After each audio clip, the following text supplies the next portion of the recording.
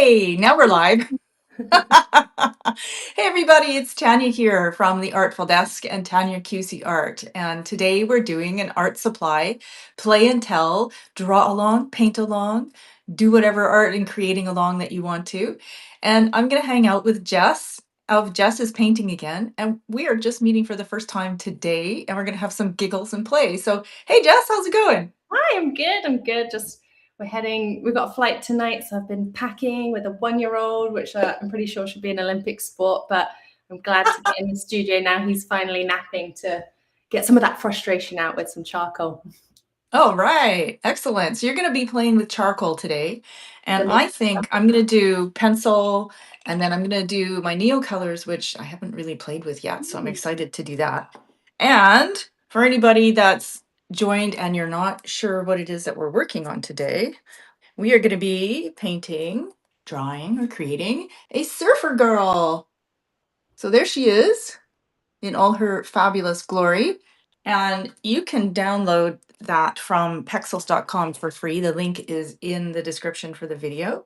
And we're just going to start off with a little surfer tune, which I did earlier because I thought we were live, but we weren't. We can do it again. Okay. Okay.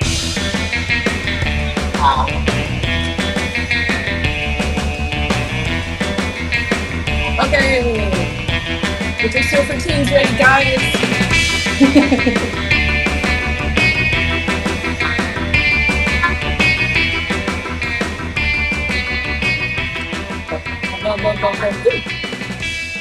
Okay. So much fun. If you are on the replay, you will notice that there is somewhere a picture of the person that we're drawing today, and you can follow along with that. And if you're jumping into the live, feel free to grab your picture and download it, and we're just going to play. So, Jess, tell me a little bit about your work because I've been watching you on Substack for a couple of weeks because I just found your work and I love it. And I'm excited to hear about what you're doing. And I love the username that you picked. So tell me a little bit about that. Yeah, so I joined Substack probably not more than a couple of weeks ago, really. And I had been lingering in the background, seeing people create all of this amazing stuff. And about 6 months ago now, I thought, I'm going to stop using my son's nap every day just to catch up with housework. I'm going to start getting back to an artistic practice that I'd left largely abandoned since I was a teenager, as many of us had done.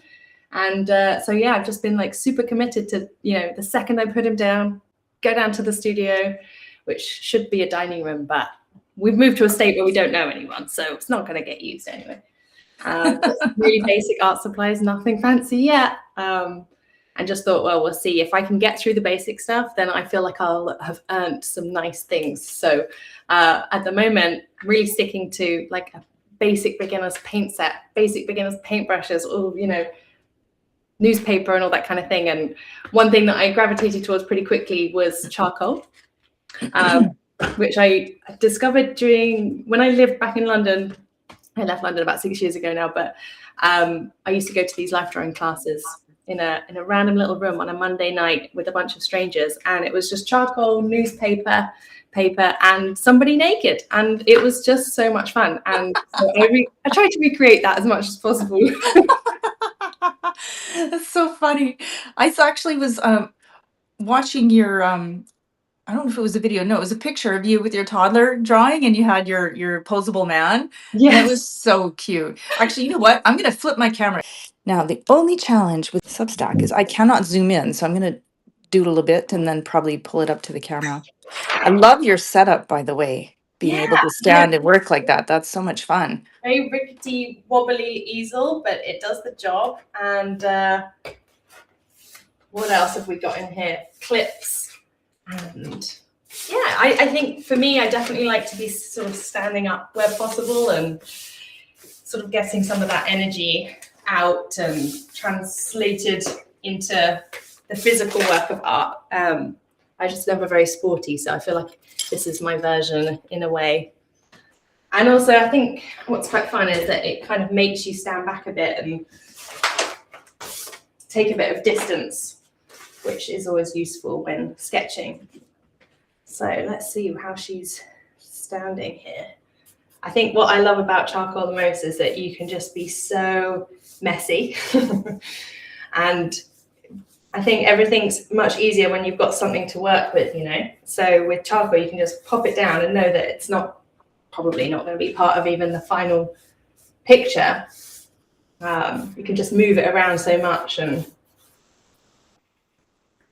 go I from like charcoal for that too. And you know what's really funny is because I'm packing stuff up and getting ready to go to do a new place is going through the cupboards and finding these, just like you said, like you going into this room with your paper and a bunch of people you don't know, and there's a naked guy in the corner. there.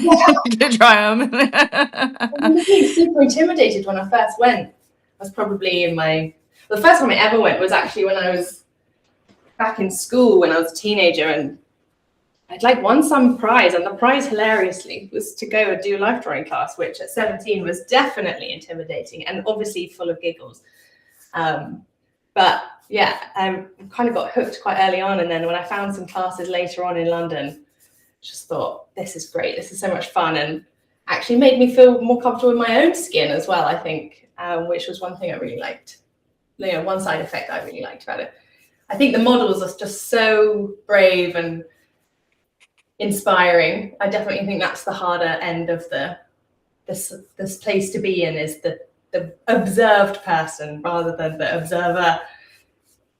Yeah, I think it's definitely an extroverted kind of personality to do that.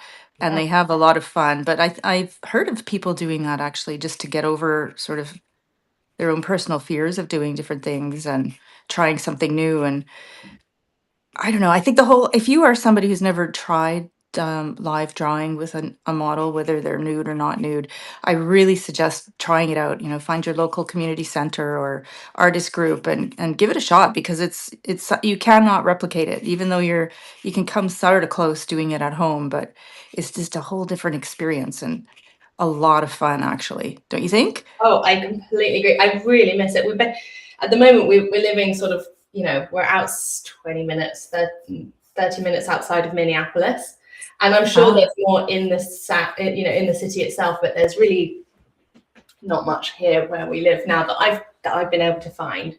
So yeah, I really miss the like in-person experience, and hopefully maybe when my son is a bit more grown up and I'm able to sort of leave the house for you know, longer periods of time, I'll be able to go and find something a bit further away. But yeah, I really miss it, and I kind of take the opportunity to draw live when I can. So recently was away with some of my close girlfriends, and unbeknownst to them, I was sketching them as we were sort of lounging around, and that's always really fun too.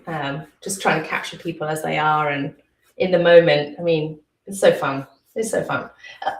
And you know, it's kind of scary. I think what's quite scary about sketching people that you know is that you don't want to do them an injustice. yeah.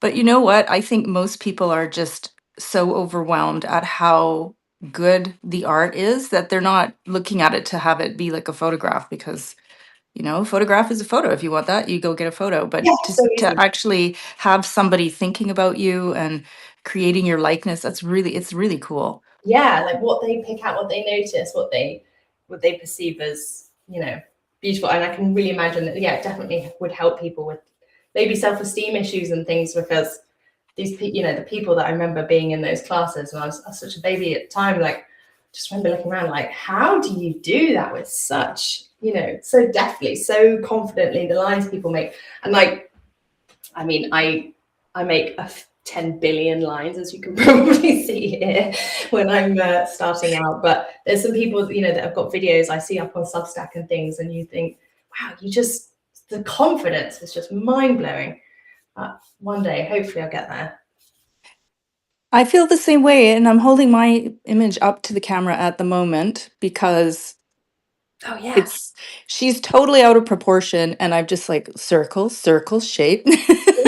And I'm just doing this to show that, you know, sometimes people think that artists are absolutely perfect right out of the gate and they can just go sketch, sketch, sketch, and there you go. But But that's not really the way that it goes. It's everybody works differently, and it's okay to make lines and mistakes and erase stuff. And I mean, I just drew mine right out of frame that I drew.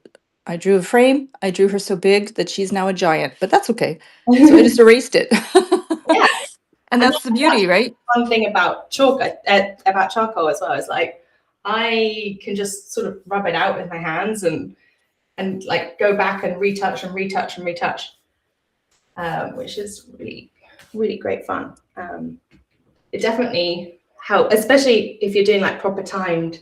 The thing I find about like proper timed life drawing is that you don't have too much time to think about it, which for someone, I mean, I've definitely been cursed with the perfectionist gene, and I feel like Oh, I messy feel you. I feel you. like messy art is like the way I kind of cure that problem in a lot of ways.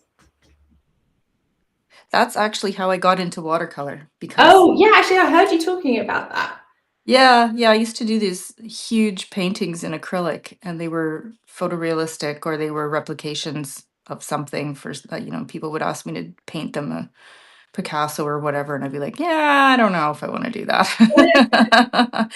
But I did a couple here and there just for fun, for practice, and I would get so obsessed. I still have my brush with the four. It's literally got 5 hairs in it. It's like a Oh 10-0 brush, and it's just for like the tiniest little detail, and I would just spend hours doing that, and it was fun. But then it wasn't.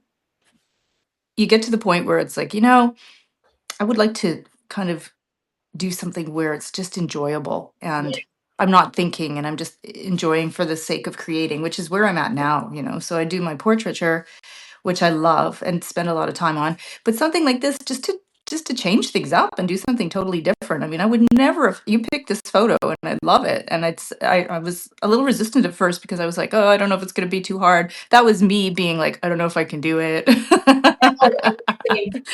But it's great because I would not normally do this kind of work. And it's so fun to just get your brain to work on something totally different, right? yeah, definitely. Yeah, I've definitely not done like any sporty stuff. I tend to do like more relaxed poses and things.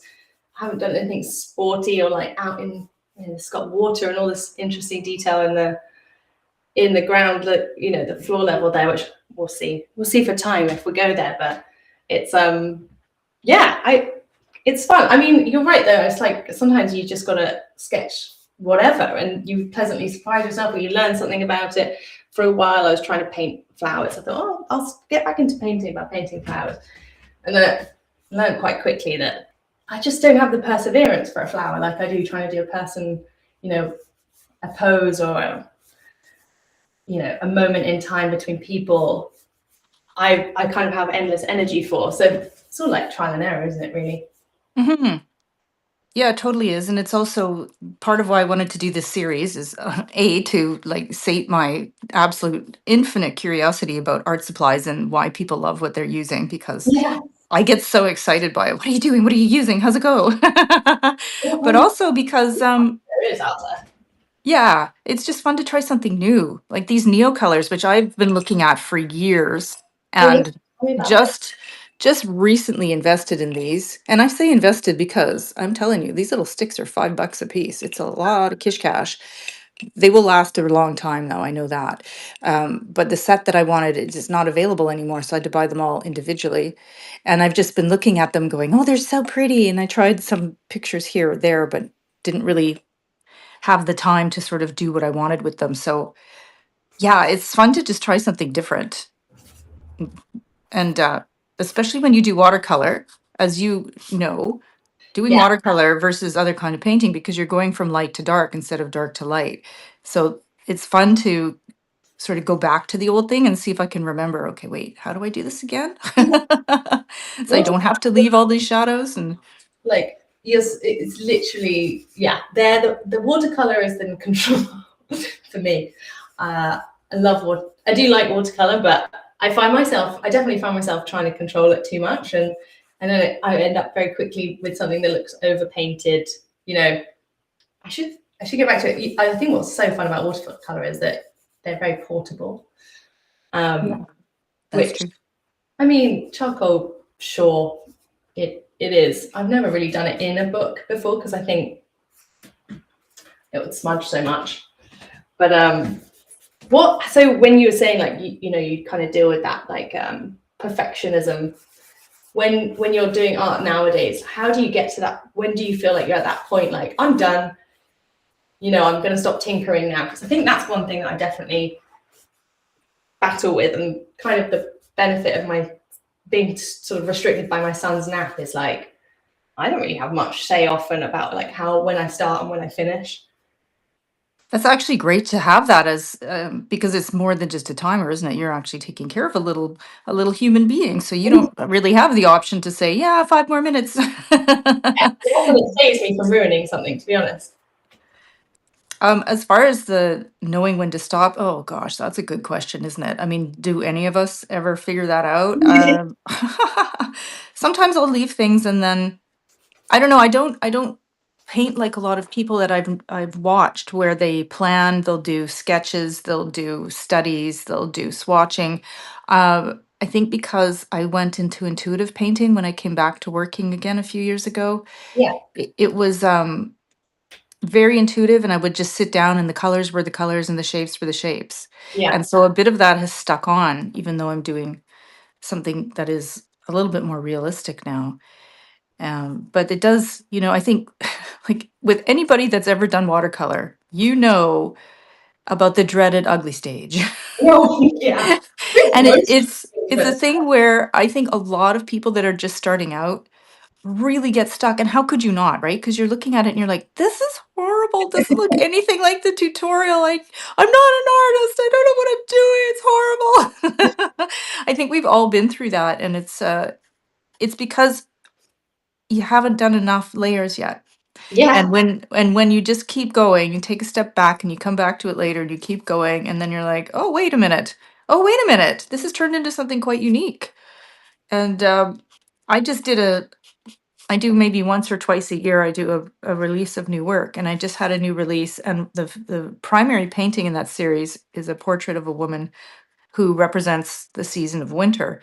And when I did that portrait, oh my gosh, it was a new style, and I did it as a part of a series where I was challenging myself to only use 3 colors because I have at one point, I'll take the camera off the tripod and show you all the paint that I have. It's ridiculous, but, I'm like, "Ah, this person I saw on YouTube did this painting in 3 colors. I wonder if I could do that. Let me try something different." yeah, And, so I worked on that, and it hit that ugly stage, and I was like, "I'm not an artist. I don't know what I'm doing. This isn't working. It doesn't look right. It doesn't look like the tutorial." Like, seriously, it never goes away. But I think the more that you continue to play and let yourself explore and take the pressure off, and that's what I had to do, yeah, really take the pressure off and be like, what if I just did this for me? What if I did this not as it has to be part of something that's going to be sold? What if it's just me having some playtime yeah. and experimenting and see what happens? And I kept going, and it turned into something I really love. It's one of the few pieces of my own that I've framed and put on the wall. So Right. so there you go. I mean, sometimes things are great, sometimes they're not. And it's okay to have work not be perfect. And I think that's part of what my sharing is all about, is really letting people know that their work doesn't have to be the be all end all right out of the gate or the first time, or like, just it doesn't ever have to be perfect. It's just for playing. And sometimes just hanging out and, doing something like this, chatting with someone else, doodling or watching TV, and just having your sketchbook around, it gives you a chance to just de-stress a little bit, Right. right? Yeah, totally. Not get too hyper fixated, perhaps. Yeah. Yeah. And that's part of why I love doing these little live sessions, because I get to hear about what it is that you're doing and learn a little bit about your style and why you like to do what you do. And also do something that's, not me obsessing about what it is that I have to do in the moment or how I'm making things. I mean, I'm going to share right now, I'm having trouble with this arm. is not looking good. It'll get better though, and that's the thing. You have to just let go and trust yourself that it'll get better. Oh, yours is looking lovely. I'm just standing up to look at the tripod. She's a messy gal, but Love it. I should stand back. This is why sometimes I'm like, I must remember my tea, because tea is good for the soul, but also it's really good for reminding you to stand back for a moment Yep, I'll join you. and just what's looking weird. And you know, another trick that I have sort of accumulated in some way is I'll look at it through the lens of my iPhone. Oh, I that's don't a know what good it is tip. about doing that, but all of a sudden, like wherever it is that's not quite sitting right, it will like jump out to me often. Which yeah, I don't know if I'm on my own for doing that. Something about, and I wouldn't have discovered that if I hadn't have decided to start posting things on Substack. Yep, yep. You know, and I say this often, I'm not an AI supporter. I'm have absolutely no problem sharing that. And I know that Substack is an AI driven platform, but it is one of those situations where it is doing so much good for so many people and offering so many opportunities for people to connect and to finally get what so many of us have been looking for all these years, which is real conversations with people that are actually engaged and want to talk about whatever it is that they're doing. And the art community is uh so large and so supportive in general. I mean, Yeah, I have really like I think maybe once in all the over a year of doing this now have I ever encountered anyone that's been a bit of a jerk. But other than that, it's been fantastic. People are just really craving connection, especially as everything's gone so digital. You know. yeah, totally. I think what I can't. I remember when I first joined, what I was really looking for was like these progress sort of stories. Like I was looking for the inspiration of like, right, who else is sort of starting again or starting this sort of thing, you know, drawing, trying to make art, and they're not where their ideas are at yet. You know, they're just kind of experimenting and learning and sharing the process with it. So that's why who I was like originally like super drawn to is like the messy parts of it. Because I mean, that's what you don't really get on like Instagram, for example. Everything's so polished, and I was just finding that really discouraging, to be honest. So that's what brought me to Substack. And I love just seeing like people's process, people talking about their process, all of that. It's really given me that sense of like arty community that I'm struggling to sort of actually find in real life around where we're living right now. Yeah, same. It's from where I was living before. I think as well, what I really love about charcoal is honestly, I just really love getting so messy. It's so fun just to kind of get caked in something, and unlike paint, which I absolutely love oil paint, but if Oh, the do you? sun suddenly wakes up, I'm then scrubbing my hands as quickly as possible. And although someone very kindly made a suggestion on Substack that I use some baby wipes to get them off if I'm in a hurry, and Oh, that was a great shout because obviously I've got loads of them lying around. off your newsprint? Off my hands. Oh. Yeah, off my actual person. What I'm using. Yeah, that made sense. Okay, I better take some more tea. I am off caffeine at the moment, so Oh yeah. yeah, the brain is one, two, three, go. So what drew you to Substack? How long have you been on it, and what kind of made you start engaging on there? Is this like the only social media platform that you're really on, or are you across different ones? I was across everything. I have a background in web design, graphic design, and IT support, and amongst a billion other things that I've done. I've got all the hats these days. But I really got into Instagram and was convinced that that was the way that I would finally, hold myself accountable, but also hopefully sell some work. And instead, what it turned into was just absolute anxiety and time suckage. Oh And yeah. then they put the reels in, and I kept trying to keep up with that. And you're not even creating art anymore. You are simply creating content. Yeah. And which is okay in a way because you'll create a portfolio, but is it what you want? Is it going to be creating something that makes you feel good? And in the end, for me, the answer was no. And I couldn't, exactly what you said, like everything is, I call it shiny, happy, Instagrammy, because there's not a lot of reality. Yeah. That's shifted in the last 2 years, but up till about 2 years ago, it was just, like, here's this thing, but you don't know what's really going on behind the scenes, right? So everyone's holding themselves up to these impossible standards, which was crazy. And it just made it really difficult to have any concept of your own self-worth because you're constantly comparing yourself to other people. And then I discovered Substack because there was an artist that I was really interested in, and she did Substack.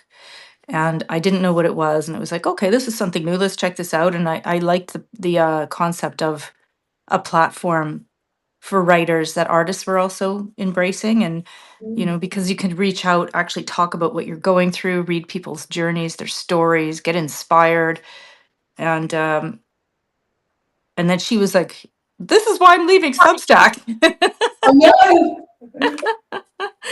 And oh my goodness, I totally did that out of proportion.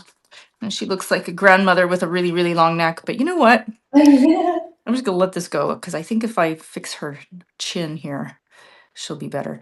Anywho, the point of all that rambly bambly there was that she left, but I discovered Substack and really started to enjoy it. And I thought, yeah, this is a platform that is offering so many opportunities.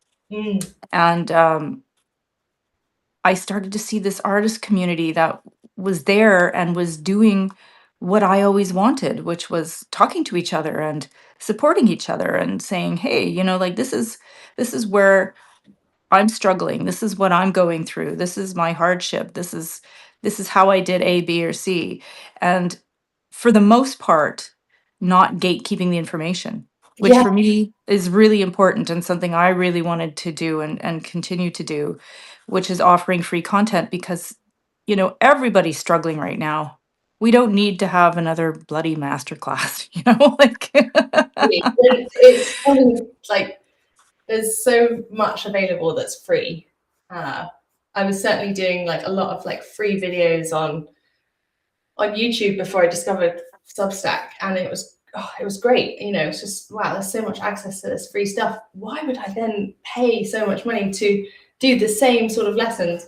But then coming to Substack, I've kind of like discovered a few people who I'm just like absolutely in awe of their work, and they'll do very specific. This is kind of how I do this. This is how I do that, and so I treat myself to one or two paid subscriptions a month and try and like gobble up as much of that content as I can.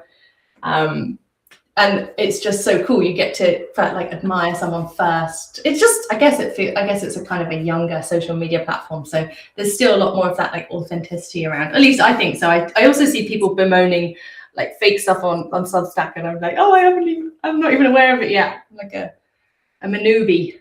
But Yeah. But you know what? That's the best part is when you're in the discovery stage. And I'm like a year and some year. Should actually look that up. I can't remember. I'm still discovering things all the time. And for me as a curious person naturally, I love it. I'm always discovering things and then I'm like, I gotta tell people, I have to share because I don't like seeing people struggle and feel like they can't do something simply because it's the technology making them frustrated and holding them back. yeah, And, at one point I was like, gosh, if I'm finding this challenging and I have a background in IT and I'm really intuitive tech wise, I can't even imagine what it's like for someone who is just trying to get on there for the first time and experience it. So I was like, yeah, I'm gonna do some content for other people and get them excited. And I recently I'm in the middle of launching a Substack setup for artists so that I can help people get their back end set up so that they can focus on their work and not be like, how am I supposed to do this thing? Because it's constantly changing. And Substack.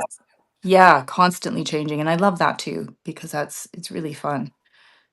So you're always learning something new. Okay. I'm going to say that's pretty overworked. Look at the proportion of her head. She was a giant, but that's okay. She's doing what she's doing, and we're about to draw some color in here, I think. Oh yeah, bring the colors in. So you're Um, saying you've not used these Neocolors before. And what is a Neocolor? you know what? This is the best question because I don't really know. Okay, Um, good. And I've they're always called, so I'm like, oh, they, okay, I'm not the, I'm not the dumb. yeah, Karen Dash is the manufacturer, and they have, as I discovered recently, I love them. thousands of different art supplies. And these are called Neocolor 2.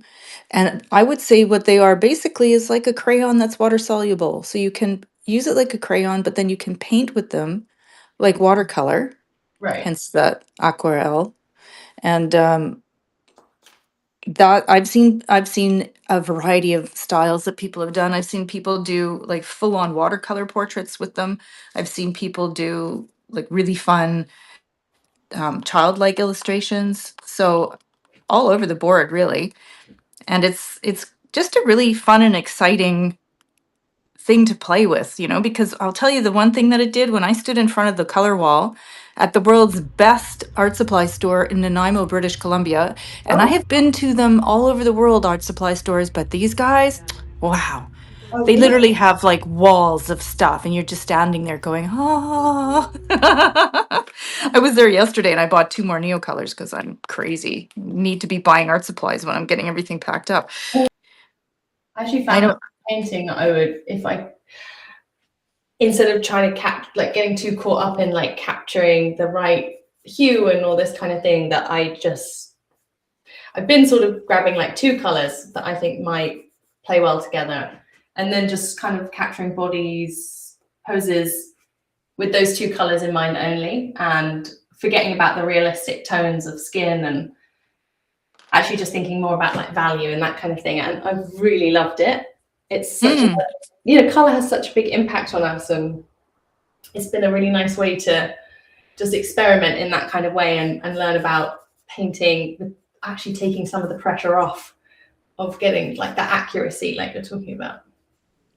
yeah, and I think that's also like to answer your question from before about why do I want to do this, these sort of little art supply play and tell things is, that's a big part of it, trying to do something new that I might not have done otherwise. And it's fun because my brain's so happy right now multitasking because I'm drawing, I'm talking to you, I'm trying new art supplies, I'm trying to figure out why I have such a gargantuan head on my model, All of these fun things just to get it all happening in one moment. Well, it's probably because you're most, you're so into portraiture, right? At the moment, yeah, I love it. Really Yeah, love it. that's I like love a challenge.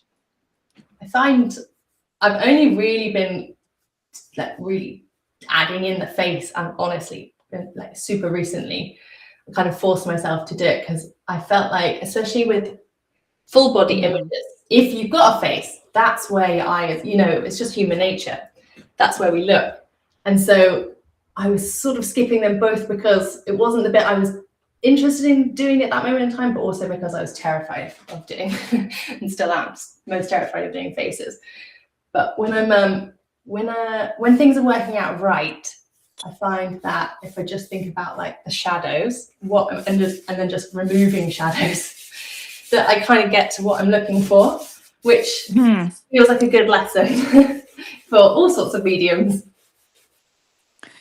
Yeah, that's something I really would like to do again, and that's part of why I would like to do some drawing classes. And I mean, I'm watching you do your charcoal. I'm so envious at the moment because I would love to have an easel. I have an easel, but to stand and, big lines and movement and shape is very different than this, which is very small, precise, tiny. And my body is right now rigid and bent over, which Right. is just part of the process. But, I'm just going to sit up and breathe for a sec. Oh, yeah, that's good. Great reminder. But to just, to stand up and do it. And that's the really cool thing about art. There's so many factors. Yeah. Even just like I'm saying about body posture and getting conscious of how tight I am sitting here. And it's yeah, it's really cool because I'm like, okay, I'm aware of that. Now I can make a shift and maybe try something different and see what I can make work here. And yeah. It's fun. Never ending learning. It's my happy place. Yeah, I'm like, I hadn't really thought about well, I say I hadn't really thought about the physical nature. I think when I think about like artists that I love, and I can, you see videos like I've been thinking a lot about Tracy Emin recently. She's got an exhibition in London that I'm hoping to go and see next week when I'm back. And she's so physical when she paints. It's so, all encompassing, and I kind of look at it and think, God, that looks really enjoyable. That looks really satisfying. Like, you think of people that can really sing. Like, I bet when Adele belts out those tones, she just feels that great sense of relief and satisfaction. And I'm looking for that kind of feeling myself. And I find that standing and throwing charcoal around and paint around is like, it gives me that sort of, I imagine what that feeling is. I think satisfaction is a good word. Yeah, like, could you imagine, like, those people? I mean, and that's what I'm really hoping to do. I don't know, I was going to say when I feel ready, but that sounds like a trap in and of itself, is work much bigger. Like, yeah. love to get into like, really massive canvases, and I just feel like that would be so much more full body and physical. Oh, I've never done that, and I always wanted to. I was in love with Basquiat. I still am for years, and I would love to watch. There's some great documentaries on him where he's got like the wall covered in canvas, or the floor has got a huge canvas, and he's just, doing his thing, painting his symbols, got his stuff going on. And it's so interesting. And I never had the chance to do that because when I went through art school, I did graphic design, which again, very tight, very rigid, especially in the time period that I was doing my schooling. And I would like to try that, do something big and loose and free and just for the fun, just to see what it's like. Yeah, I would. My grandfather, he was an artist. He was like a very, wild, crazy guy. And I remember when me and my brother, we were probably, I want to say we were about 8 and 10 or so. And he was looking after us. We went over to his house and he had in the garden just these big canvases and a load of paint. And he was like, right, we're just going to throw this. We're going to throw it. And we were obviously kids just like, what? This is awesome. And it was very like Jackson Pollock style, And he was sort of showing us like, oh, you throw this, and then have a look. What shapes and what things can you see in there? And it was just like, it felt like we were being really naughty and messy, but it also felt like just real awe and discovery, that freedom that you don't normally get to just be super messy. Mm-hmm. It was awesome. Yeah.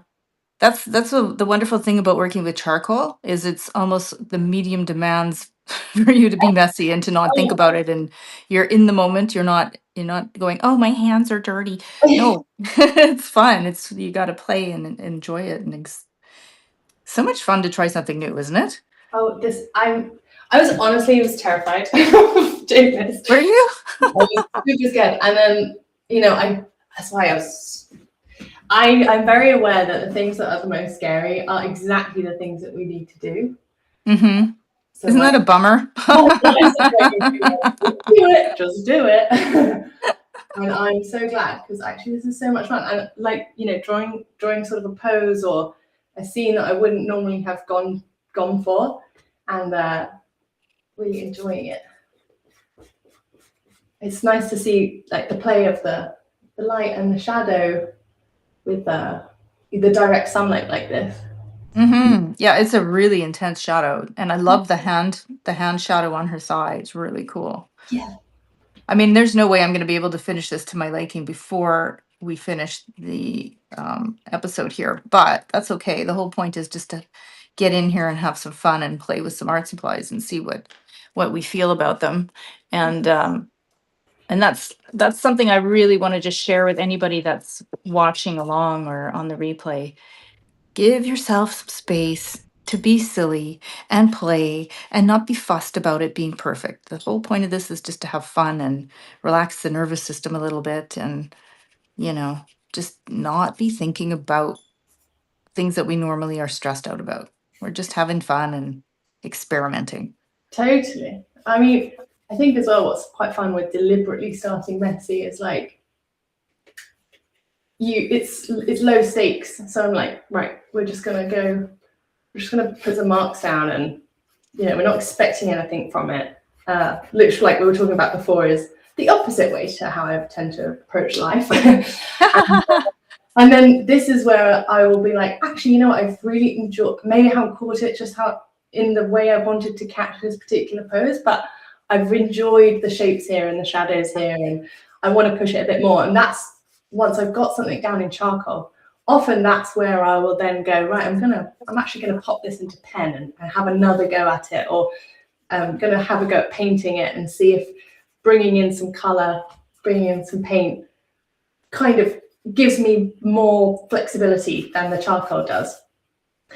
So it's sort of my playground is charcoal, and then and my stepping stone, if that makes sense. Mhm.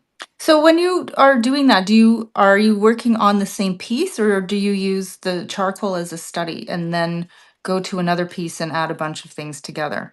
Yeah, I'll use the charcoal as like, I'll typically, when I'm doing like life drawing, I'd love life drawing purists to correct me here on the language, because I still call it life drawing even though it's through the computer screen, and ultimately I can just skip poses if I don't like them, which is not true in any sense of life drawing, but that's one of the pros, I guess. I'm all for no rules, frankly. No rules. And then, so I'll probably have, multiple poses on one piece of paper. And then one might stand out to me and I'll think, oh, actually, that's fun. And maybe I'll dedicate a whole page to it and try it again. Or it depends on the time, really, and, what we're working with in that regard. And yeah, and then I've had recently definitely been like, oh, that random squiggle on the top right, I think that would be cool if I could replicate that on a larger scale or with color, and that's when I might then pull out some canvas and give it another shot. I've never done that. I should try it. And I might maybe do, because I'm feeling like I'm just hitting a limitation of my art supply in this moment. In that I really thought that once I wet these, they would act like paint, and they haven't. They've just Oh, gone really? static. Oh, And where I've put it on the paper, it's stuck. And so I am not getting the effect I want. So for anyone who didn't join us earlier, when I was talking about the ugly stage, this is it. So it's looking pretty harsh, looking pretty crazy at the moment, but I'm going to keep going with it and play with it some more. But I do encourage anyone that is painting along or playing along, don't give up on it yet. Keep going, see what else you can pull out of it, because you never know where your work is going to end up, even if you feel like you're not loving it in the moment, because I'm really not loving this in the moment. But who knows? This might turn out to be really cool. Or maybe I will switch to watercolor pencils or something different and just see what happens. Because I don't know. I have a feeling this is going to go really. Oh, wow, turquoise. Woo! Okay, unexpected. I might actually even grab my teeny tiny eraser. I discovered this on a Substack blog. I wish I could remember one now. And it's this tiny. Mm-hmm. I'd never seen this before in my life until I just got one of those. and I love it. It's amazing. It's so cool. I was watching. I'm so poor for names, so please forgive me. People will probably know who this is, but I can't. I'm pretty sure he was Dutch. He's a hyper realist working with graphite. He does these gargantuan pieces, and a lot of them are facial features. And he did this one, it was of an eye. And literally the iris is this big. So the iris is the size of a dinner plate, just to give you an idea of the scale of the thing. And then he would come in with that tiny little eraser. I'm trying to remember what it's called. Yeah, what is Mono eraser. eraser? Yes, Yeah. mono zero. This is a filler. And yeah, so he'd have this huge, iris, and then he would come in with that little mono and just, pull the light by using it to lift the color out. And it was like, wow, magic, quite incredible. Oh Never my occurred to me. It's like, gosh. oh, maybe just a teeny tiny eraser would be useful. And it is.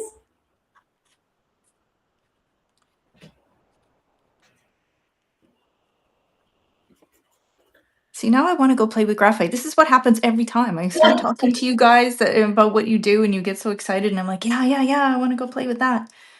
To find where I put everything now. I created a Substack for people that like to do portraits called Portrait Pals. Yes, I've been meaning to join this for ages. I'm so scared. Like I said, I'm quite scared of doing portraits, but I really want to join. You do lives for that too, is that right? That's the plan. At this point, everything's up in the air until the end of July when things have been moved and I'm good to go. But at this point, it's mostly just chat based. So it's just chat community. And I did like a challenge, like paint in somebody else's style. So that's was an artist that I found on YouTube, and I really love the way that she worked because it's so totally different than anything I've done. She paints gouache and watercolor like oil. Oh wow. So her techniques are like an oil painter. Oh cool. And Did she it start was, with dark to light? yeah, and it's also it's dark to light, but it's also color blocking. Wow. And it's just the way that she does it. It was so unique. And I was like, wow, that's cool. I want to try it. Why don't we all try it? Let's all play together and see what we get. And so that's the art. It's actually ongoing because I knew that it was going to be a busy month and I wouldn't be able to do too much. So yeah, feel free to join. And anybody that's, if you love portraits, making them, or if you just love them in general, please feel free to join. It's all free, and it's a small little community, and we're just hanging out and chatting at this point. And yeah, lots of fun. It's fun to talk to other people that do something that you love, just to see what they do and what they're up to, and Yeah. And what stuff you like that. do something that, like for me, like that I'm intimidated by, to see, I think people's process really helps break that, because then you see there's always a messy, there's an ugly stage and a messy stage with everything. So it's Exactly. Yeah. discouraged because you see actually, yeah, we're all fighting that messy stage. It's part of the process. And again, that goes back to our conversation about other types of social media, and especially Instagram, where you're not seeing the messy stage and people aren't talking about the process of what they're doing. They're just showing the end result and it's all perfect. Yeah. And that's great. But then people that are coming into art and just starting out as artists are feeling like they're not good enough. And I really dislike that, because you have to learn by making mistakes. And if you don't let yourself make mistakes like this, then Yeah. you don't know where you're going to go next, right? You have to learn what you like and don't like in order to create good art, because then you can know what's going to work and how to you can express yourself. And this is my theory. I'm not saying you have to do anything, but yeah, that's what I think. That's my TED talk for today. Thanks for playing. Yeah, I think learning ways that we like can avoid our own perfectionism is, I mean, that's the goal. That's always really the goal for me. And one of them is like, going back to the choice of charcoal. It's and on newspaper is like, I don't care about wasting this newspaper at all. But if I bought a sketchbook a couple of weeks ago, and I thought, oh, I'll use this as my sort of experimentation ground. And then like Mhm. one page, I'm like, oh, I'm quite happy with that. 2 pages, 3 pages. And now I'm too scared to ruin the book, you know? Oh, I know the feeling. Oh my gosh. Okay, so I'm a sketchbook person, but I didn't let myself use them. So I have this Okay. collection. I have a collection of blank sketchbooks, let's put it that way. And over the last few months, I was like, all right, it's time. And so I've been asking people, well, like, how do you use your sketchbook? Like, what do you use it for? How do you play with it? And, just hearing all sorts of different answers. And it's been very interesting because everybody's different. There is no one true way, of course, like with everything, right? But I've really discovered that I just have to allow myself to get in there and play with it and not think about it. And I've had all sorts of great suggestions from, start your book by doing blind drawing with your eyes closed. Oh, that's cool. Start your book by putting a mark on the first page and then flip the page over. And like all sorts of ideas and things that people have thought about. And for me, I was like, yeah, okay, I'm going to do that. And then I kept discovering that, like this one, this is a cheap and cheerful one. I don't know if this is going to show on camera, but not meant for watercolor. My paper is totally buckling. I Yeah, actually need to put something underneath here. And the ones that were for watercolor, and I spent some coin on a couple of those because I they're kind of got expensive. I got swayed by some influencers, let's put it that way. Like if I buy this book, I'll be able to paint like that. Um, don't do that. Don't do that, folks. Take it from me. Yeah, but I started to think, well, maybe I'm gonna just do an actual video about my experimentation with different sketchbooks and see what I can share with people, because I can tell you for a fact that price does not equal better. And every single person out there has their likes and dislikes. So you can't say that this particular sketchbook is the best sketchbook because someone else might find it completely inappropriate for the type of work they're doing. Yeah, sure. And honestly, for my watercolors, one of the ones that I'm really enjoying is one of the cheapest ones because it took absolutely all the pressure off. And I don't care if I ruin a page. And what's happening is I'm learning what's working for me and what's not working. And then I'll have the confidence to go into the one that did cost me $100 and be like, yep, and sort of know what I want to do with it instead of feeling pressured that I'm going to ruin the page and geez, I've just lost it, that page cost me $5. Like where your head goes, right? Yeah, That page cost me $5. Oh no. It's so silly. yeah. I mean, when it's expensive, you go in with to using it with high expectations, really. Yeah, high expectations, and then expectations is a challenging word on all levels because you're sort of setting yourself up, and that's the problem I think with a lot of people that are trying to make money, make a living through telling other people what art to do or what things to buy because they're setting up these expectations that you're going to be able to do what they do just by buying a product, and it's not true. Right. A good artist can use a piece of paper or can use a napkin at the restaurant. It doesn't really matter.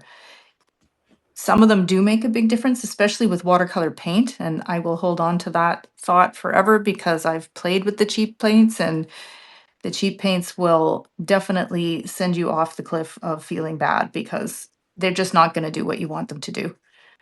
They just can't. They're just not structured that way, but it doesn't mean that there's not options out there that still work without. You don't have to pay $20 a tube, but you can definitely get some good quality pro paint. Anyway, that's my little soapbox about the paint. I love How's it. your I'm going to stand up and see how your drawing's going because there's no way I'm going to finish this in time. So I'm just going to keep going. Oh, she looks really good. She's coming together, okay. Yeah, I love what's going on with your surf, like the way that the water's kicking up and the lines that you're using. That's really fun. Yeah, it's been fun, this one. I don't really know how to. We get the idea that that's water. Yeah, she looks good. I Um, People painting water is just the coolest thing ever. I remember when I first tried to draw like a vase with water in it, and when I was younger at the time, and I remember thinking, how do I draw something that's invisible? Which goes to show you how far I've come in understanding how to interpret stuff. yeah, that's absolutely true. It's funny what just our minds can really create absolute havoc, but then also you get these breakthroughs sometimes and it's like, "Oh, wow, that's so neat." I saw this in Michael's. It's the closest shop I've got for art supplies. Yeah, Um, I've got too. What you got? White charcoal. What? And it's, Wait. Hold that up to the camera. Let me see. isn't that cool? It's from Artist Loft. Oh, wow. Yeah, It's I've not not. it's not Conte stick? It says compressed charcoal, Artist Loft, and then it just got instructions on the back. So I've got Wow. absolutely no idea, and I don't know how it's That's going to really come out. neat. I'm gonna try it. Okay, so how are you going to use that? Are you going to use that for your highlights in the water and stuff just to see, or? going to use it on those like sparkly bits on her thighs, I think, and anywhere the water is sort of glistening. See if that brings out. Oh yeah. Yeah, that really helps. I mean, Wow, neat. Oh, I love when there's new stuff. And it's from Michael, so we can all find it. yes. Yeah, thank you, Michael. Whoever you are. Okay, I want to get that handprint on there because that is so neat. Oh, yeah. It doesn't, I mean, it does smudge. It doesn't smudge quite as much as the regular black charcoal. Is it mixing in with your charcoal and making gray, or is it just sitting on top? It looks like it's just sitting on top. It's quite thick, actually. Yeah, it definitely doesn't blend as much. I'd say it's definitely, I mean, I believe this feels like more of a highlight, you know, to be used as a highlighter in a way. Let's see.